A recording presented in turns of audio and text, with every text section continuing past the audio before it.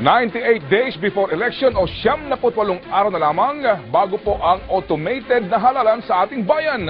At dahil maraming pagbabago sa paraan ng botohan, inipon ng ABS-CBN News ang lahat ng impormasyon na kailangan nating malaman para tayo makaboto ng tama at maayos.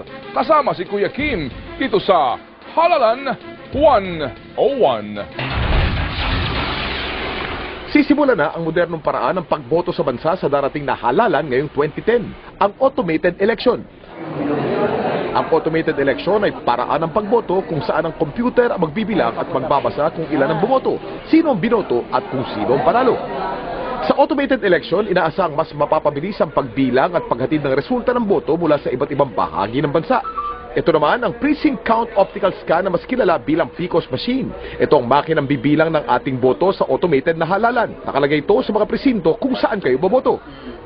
At ito naman ang sukat ng PCOS machine. Ang nakikita ninyong malaking bulto rito ay ang ballot box. Ang makina ay kasukat lamang ng isang fax machine. Pagkatapos bumoto, ipapasok ang balota sa loob ng PCOS machine. Ito ay may dalawang kamera sa loob na siyang magbabasa ng mga minarkahang boto mula sa balota. Hahanapin ng computer ang oval na may marka at ito magsisilbing bilang ng boto. Pagkatapos ng halalan, maglalabas ng election returns na malaresibo ang PCOS kung ilan ang bilang ng mga boto.